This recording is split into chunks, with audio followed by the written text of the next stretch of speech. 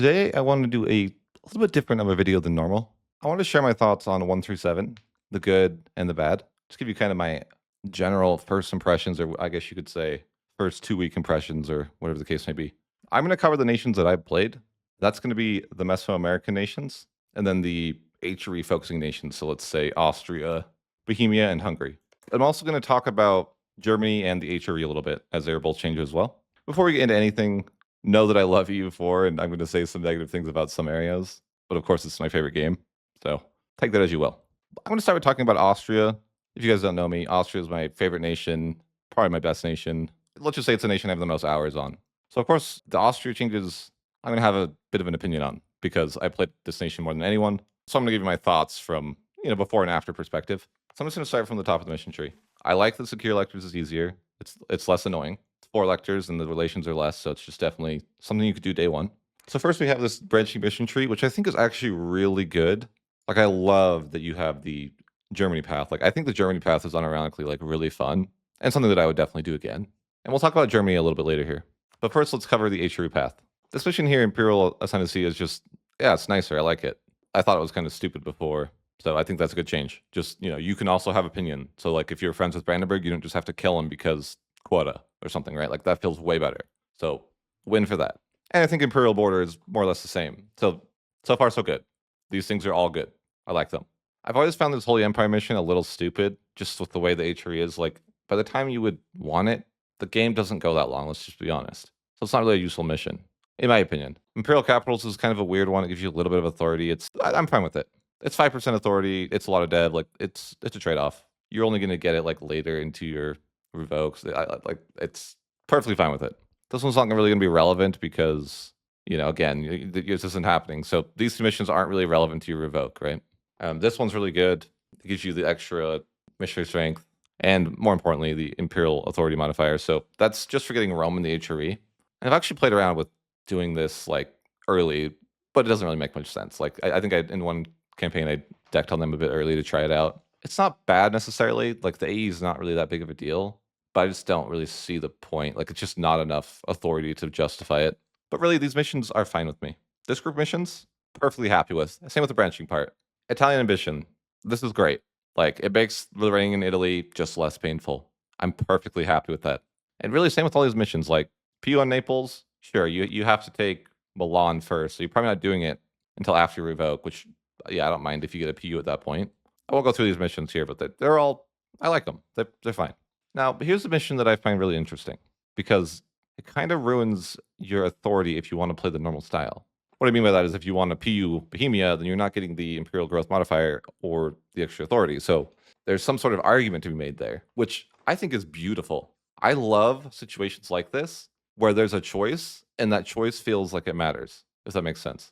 Like you're like, which one do I want? Like, do I want am I going to get more authority at the sacrifice of not having a PU? Like, it just feels like a choice that's like, oh, it's just so good. Like, I want more of that in EU4. Like, where a choice happens and you're just like, I don't know what the best option is, but I could see both being strong. This video is just one big, long rant, but I think you guys might enjoy it at the same time. So, yeah, let me know in the comments if you do, of course. I always try to bring you guys decent content. And if this was not very interesting to you, just let me know. Totally understandable.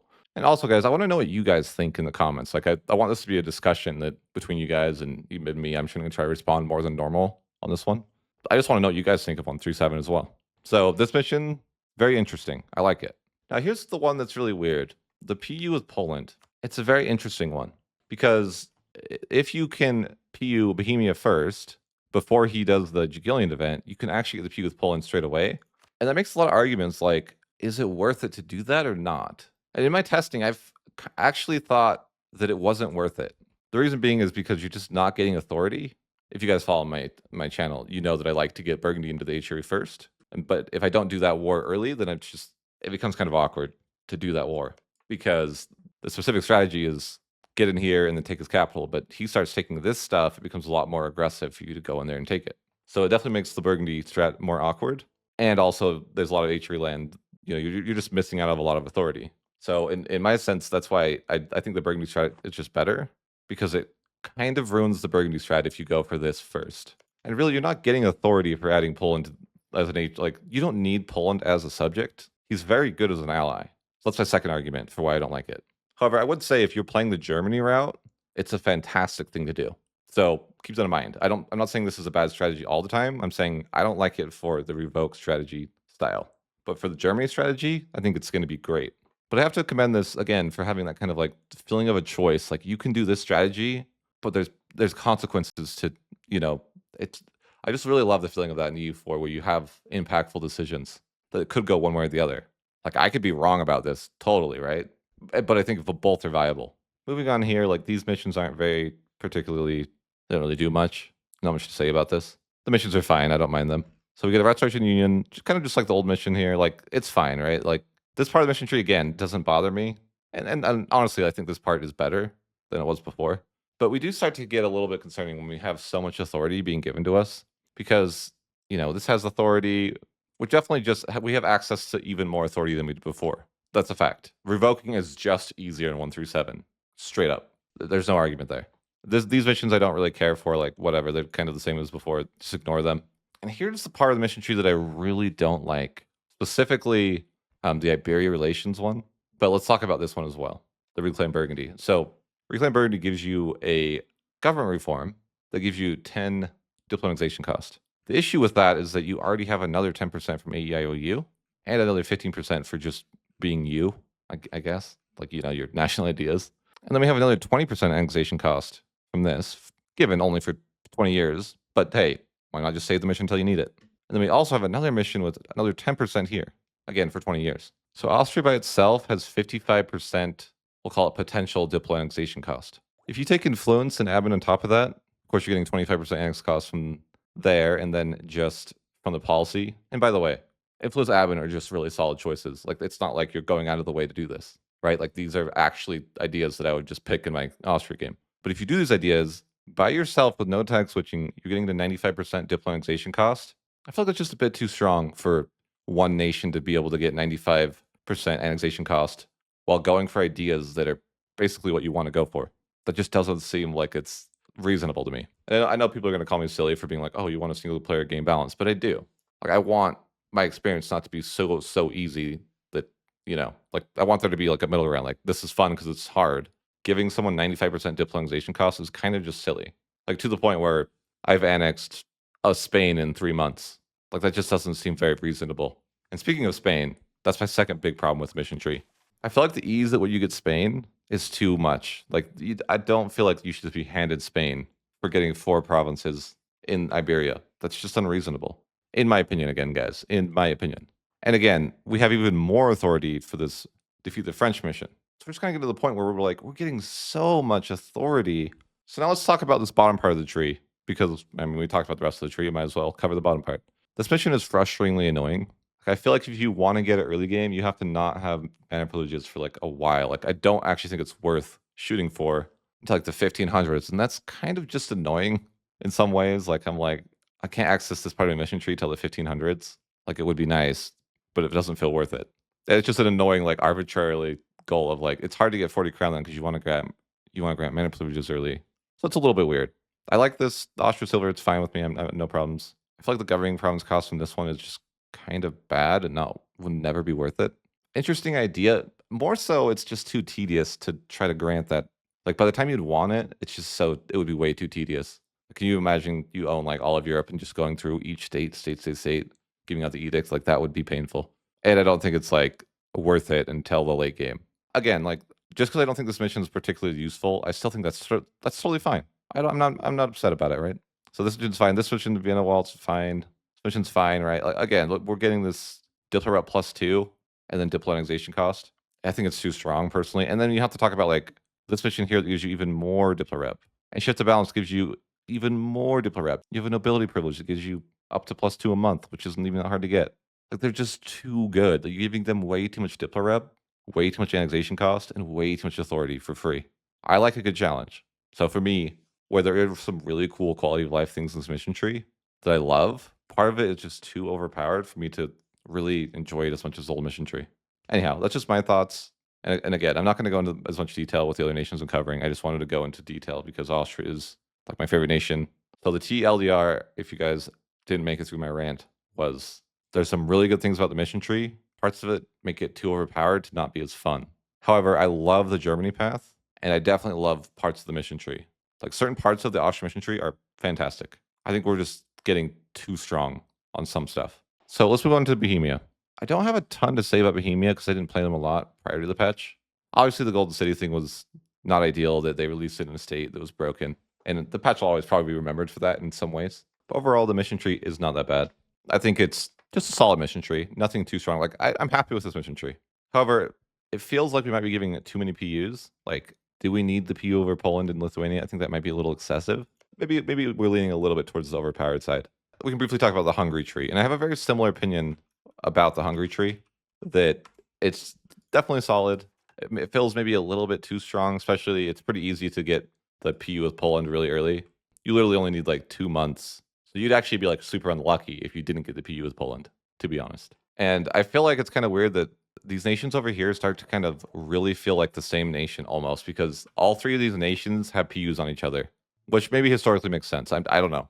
I'm not the guy, right? Like that's fine if that's the way it is, but it kind of makes the nations not feel unique in some ways, just because like each nation PUs each other. Like Hungary PUs Bohemia, Poland, Lithuania, Poland PUs Hungary, Bohemia, right? Like it's kind of similar in that sense. They like all PU each other.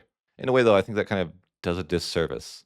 The nations don't feel as unique. Like they feel like they're all too strong. In my opinion, I don't think a nation should really get more than one PU, or they kind of just feel too strong. So a little bit of mixed thoughts on those guys, right? Overall, I think their mission trees are decent, but I don't necessarily. I think maybe the PUs are just a little too much.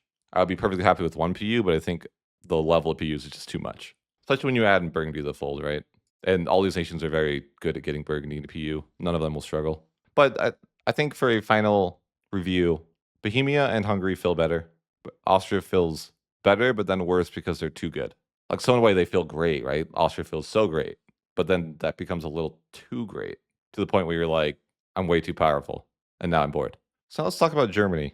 Germany is an interesting one for me because I feel like it's not so simple. New Germany mission tree is way better. There's no denying that. It's just better. You have a lot more objectives that seems like sense. Like a mission tree is kind of just a one big like bunch of claims. You take this land, we give you more claims. You take this land, we give you more claims. That happens a lot, which I'm happy with. That's great. That's not necessarily too overpowered. It's not right. Like it's kind of just like that's cool. I think it's a perfectly awesome. Like I'm perfectly happy with that. But from a world conquest standpoint, and which by the way, the thing about Germany is that I'm usually forming Germany if I'm planning on doing like a world conquest. And they took away the admin efficiency from this mission here. That kind of feels bad.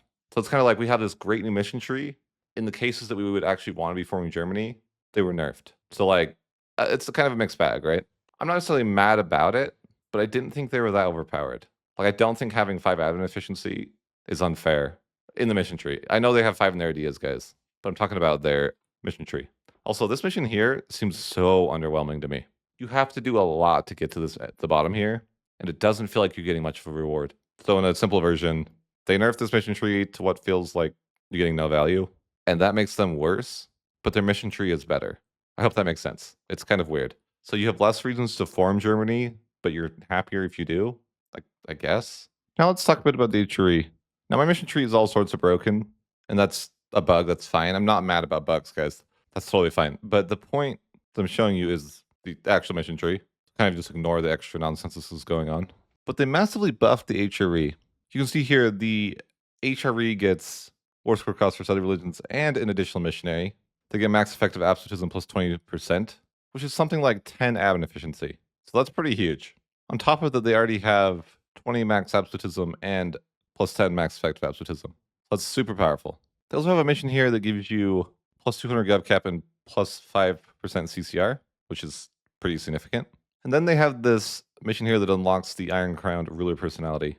Now, I don't have much of a sample size with this, but in my game, I got this ruler twice. So I essentially had this ruler trait for 100 years. So that's crazy, right? Like that could be my luck. I don't know, right? Like the sample size isn't great. That's pretty insane. So if you think about it, 20% from Iron Crowned, 5% from the other mission we looked at. So that's 25%. You get 10 from revoking. So now you're up to 35%. And then you get another 20% from your national ideas. So just the HRE counts for up to 55% CCR. So if you throw in a few other sources, you're easily getting 90%. So basically, I don't even know if there's a nation that by itself can provide 55% ZZR. But that's crazy. And then, of course, there's the admin efficiency, which I mentioned earlier, right? Like them alone, they have plus 30% max effective absolutism and another 5% admin efficiency here. So these guys are just crazy overpowered now. And honestly, I don't hate it. I have no problems with that. They're an endgame tag. I'm happy with that.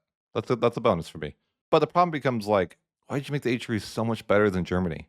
I'm not really a fan of that. So again, I know these are all kind of mixed things, right? Like I'm like, I love it, I hate it. So that's all fine. I think there's just a kind of a mixed feeling there, right? Like there's things I love, things I don't love. Like, part of me loves that it's broken OP, part of me doesn't, because that makes it so it's not as great as replayability. Like I feel like when something's too easy, it's a lot of fun the first time, but it doesn't really lead to playing that nation ever again. Because it's like, oh, that was really fun to do and it was broken, but I don't think I'd ever play it again. That's kind of the vibe I get from a lot of these new changes.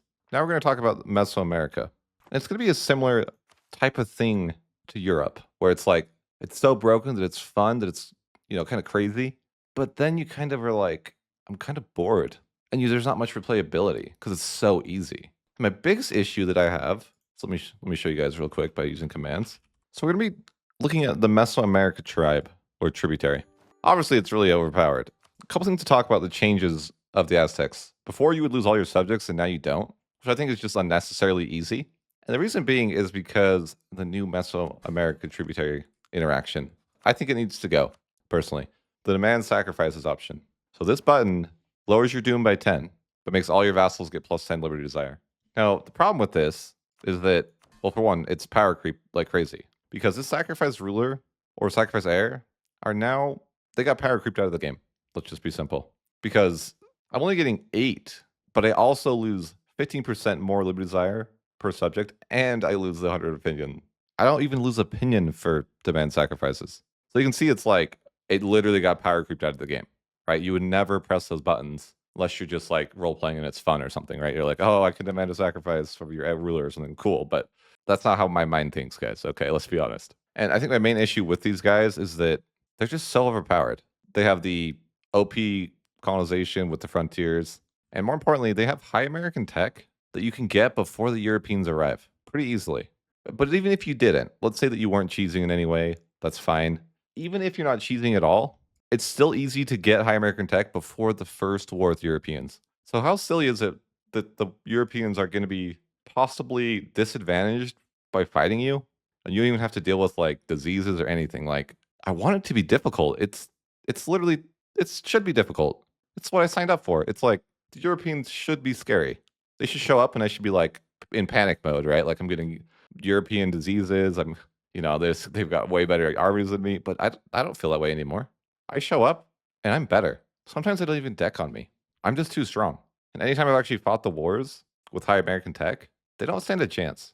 And that's not the experience that I think that they want to go for even. Like, I don't think that's what we as the player want to experience. We want to experience like it's really tough to survive against the Europeans, and that's fun. Anyways, that's my thoughts, guys. But I really feel like all three of these guys all feel that way.